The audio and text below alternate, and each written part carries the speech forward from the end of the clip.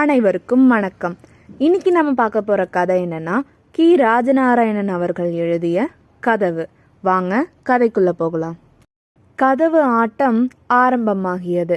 பக்கத்து வீட்டு குழந்தைகளும் ஆரவாரத்தோடு கலந்து கொண்டார்கள். எல்லோரும் டிக்கெட் வாங்கிக்கிடுங்க என்றான் சீனிவாசன். உடனே எனக்கு ஒரு டிக்கெட், உனக்கு ஒரு டிக்கெட் என்று சத்தம் போட்டார்கள். எந்த ஊருக்கு வேணும்? ஏய், இந்த மாதிரி இடிச்சு தள்ளினா என்ன அர்த்தம்? அப்புறம் நான் விளையாட்டுக்கே வரமாட்டேன். இல்லை இடிச்சு தள்ளல. சரி, எந்த ஊருக்கு டிக்கெட் வேணும்? குழந்தைகள் ஒருவருக்கொருவர் முகத்தை பார்த்து கொண்டார்கள். ஒருவன் திருநெல்வேலிக்கு என்று சொன்னான். திருநெல்வேலிக்கு என்று கூப்பாடு போட்டு சொன்னார்கள் எல்லோரும். லக்ஷ்மி ஒரு துணியால் கதவை துடைத்து கொண்டிருந்தாள். சீனிவாசன் வெறுங்கையால் டிக்கெட் கிழித்து கொடுத்து முடித்ததும் கதவில் பிடித்து தொத்திக் கொண்டார்கள். சிலர் கதவை முன்னும் பின்னும் மாட்டினார்கள். தன் மீது ஏறி நிற்கும் அக்குழந்தைகளை அந்த பாரமான பெரிய கதவு பொங்கி பூரித்து போயிருக்கும் அக்குழந்தைகளை வேகமாக ஆடி மகிழ்வித்தது. திருநெல்வேலி வந்தாச்சு என்றான் சீனிவாசன். எல்லோரும் இறங்கினார்கள். கதவை தள்ளியவர்கள் டிக்கெட் வாங்கி கொண்டார்கள். ஏறினவர்கள் தள்ளினார்கள். மீண்டும் கதவாட்டம் தொடங்கியது. அது பழைய காலத்து காரை வீடு. பெரிய ஒரே கதவாக போட்டிருந்தது. அதில் வசித்து வந்தவர்கள் முன்பு வசதி உள்ளவர்களாக வாழ்ந்தவர்கள். இப்பொழுது ரொம்பவும் நொடித்து போய்விட்டார்கள். அந்த வீட்டிலுள்ள பெண் குழந்தைகளில் மூத்ததற்கு 8 வயது இருக்கும். இன்னொன்று கைக்குழந்தை. அம்மா காட்டுக்கு வேலை செய்ய போய்விடுவாள். அப்பா மணிமுத்தாரில் கூலி வேலை செய்ய போய்விட்டார். லக்ஷ்மியும் சீனிவாசனும் கைக்குழந்தையை அம்மா காட்டிலிருந்து வரும் வரை வைத்து கொண்டு கதவோடு விளையாடி கொண்டிருப்பார்கள். ஒரு நாள் தெருவில் ஒரு தீப்பெட்டி படம் ஒன்றை லக்ஷ்மி கண்டெடுத்தாள். படத்தில் ஒரு நாய் இருந்தது. அழுக்காக இருந்ததால் படத்தில் எச்சிலை துப்பி தன் பாவடையால் துடைத்தாள். இதனால் சில இடங்களில் இருந்த அழுக்கு படம் பூராவும் பரவிற்று. ஆனால் லக்ஷ்மிக்கு மிகவும் திருப்தி, படம் சுத்தமாகிவிட்டது என்று. படத்தை முகத்துக்கு நேராக பிடித்து தலையை கொஞ்சம் சாய்த்து கொண்டு பார்த்தாள். அப்புறம் இந்த பக்கமாக சாய்த்து கொண்டு பார்த்தாள். சிரித்து கொண்டாள். காண்பிக்க பக்கத்தில் யாராவது இருக்கிறார்களா என்று சுற்றுமுற்றும் பார்த்தாள். ஒருவரும் இல்லை. வீட்டை நோக்கி வேகமாக நொண்டி எடுத்துக்கொண்டே போனாள், சந்தோஷம் தாங்க முடியாமல். லக்ஷ்மி வீட்டுக்கு வந்தபோது சீனிவாசன் நாடியை கையில் தாங்கிக் கொண்டு வாசல் படிக்கட்டில் உட்கார்ந்திருந்தான். அவனை கண்டதும் லக்ஷ்மி படத்தை பின்புறமாக மறைத்து கொண்டு, டேய், நான் என்ன கொண்டு வந்திருக்கேன் சொல்லு பாப்போம் என்றாள். என்ன கொண்டு வந்திருக்கியோ? எனக்கு தெரியாது. சொல்ல பாப்போம். எனக்கு தெரியாது. லக்ஷ்மி தூரத்தில் இருந்தவாறே படத்தை காண்பித்தார். அக்கா அக்கா, எனக்கு தரமாட்டியா என்று கேட்டுக்கொண்டே இறங்கி வந்தான் சீனிவாசன். முடியாது என்ற பாவனையில் தலையை அசைத்து படத்தை மேலே தூக்கி பிடித்தாள். சீனிவாசன் அவளை சுற்றி சுற்றி வந்தான். முடியாது, மாட்டேன். நான் எவ்வளவு கஷ்டப்பட்டு தேடி எடுத்து கொண்டு வந்திருக்கேன் தெரியுமா என்றாள். ஒரே தடவை பார்த்துட்டு கொடுத்துட்றேன் அக்கா அக்கா என்று கெஞ்சினான். பார்த்துட்டு கொடுத்துடணும், சரியா? கிழிக்கப்படாது. சரி சரி. சீனிவாசன் படத்தை வாங்கி பார்த்தான். சந்தோஷத்தினால் அவன் முகம் மலர்ந்தது.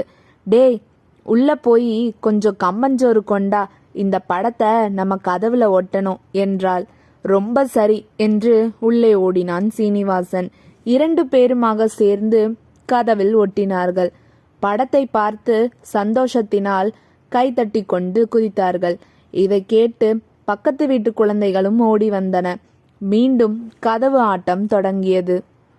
அந்த கதவை கொஞ்சம் கவனமாக பார்க்கிறவர்களுக்கு இந்த குழந்தைகள் ஒட்டிய படத்துக்கு சற்று மேலே இதே மாதிரி வேறொரு படம் ஒன்றை ஒட்டி இருப்பது தெரிய வரும்.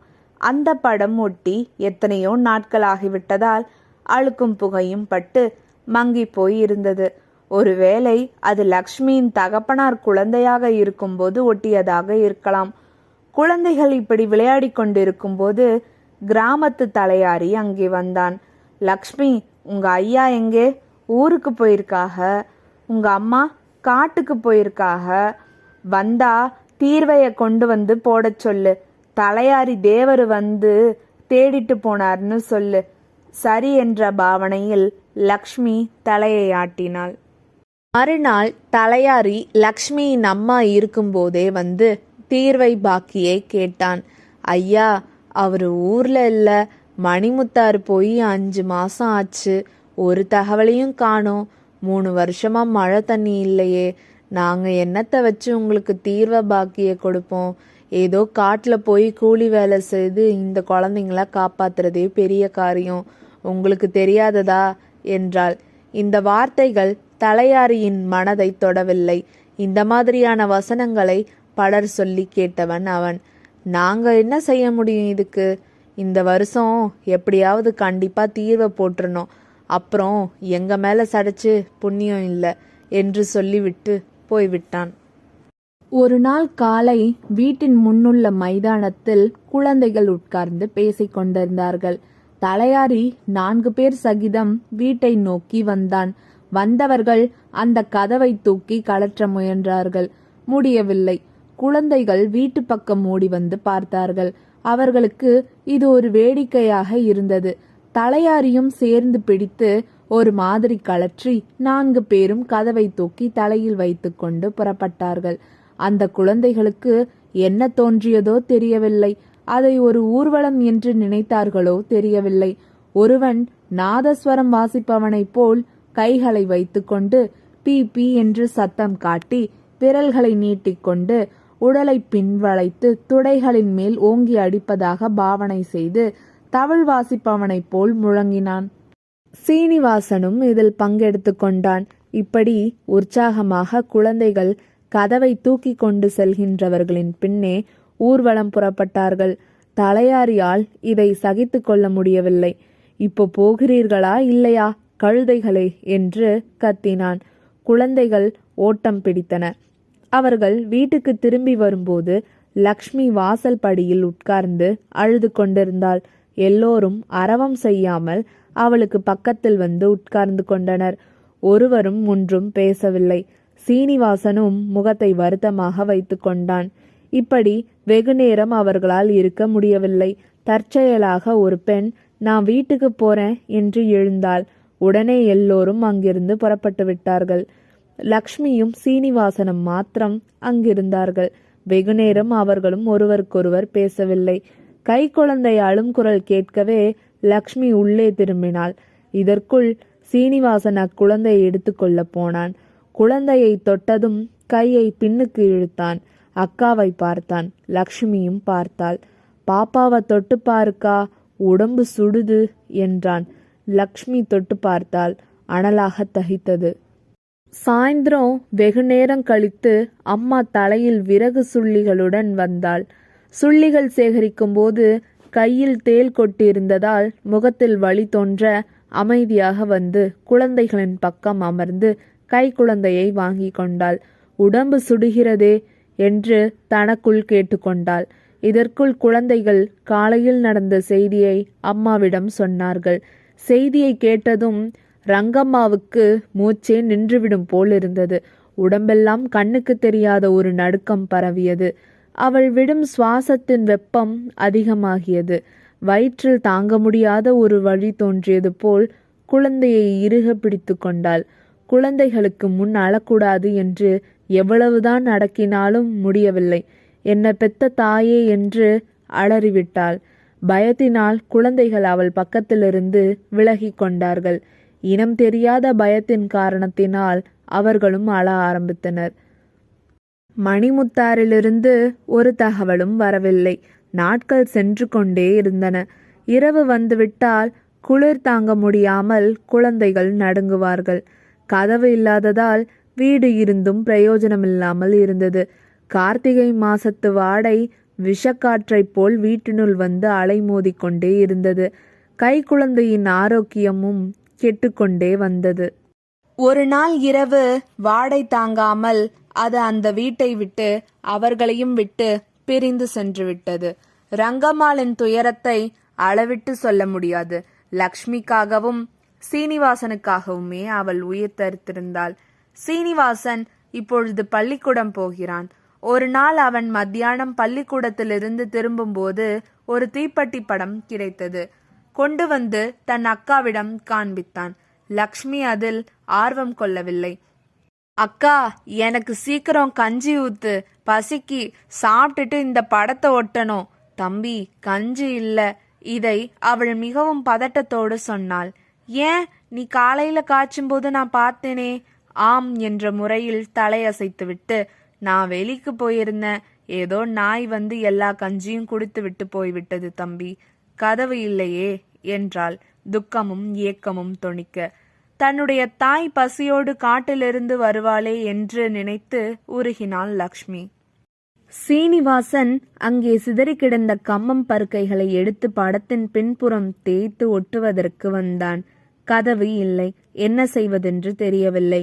சுவரில் ஒட்டினான். படம் கீழே விழுந்துவிட்டது. அடுத்த இடத்தில் அடுத்த சுவரில் எல்லாம் ஒட்டி பார்த்தான். ஒன்றும் பிரயோஜனமில்லை. ஏமாற்றத்தாலும் பசியாலும் அவன் அழ ஆரம்பித்தான். சாயந்தரம் லக்ஷ்மி சட்டி பானைகளை தேய்த்து கழுவி கொண்டிருந்தாள்.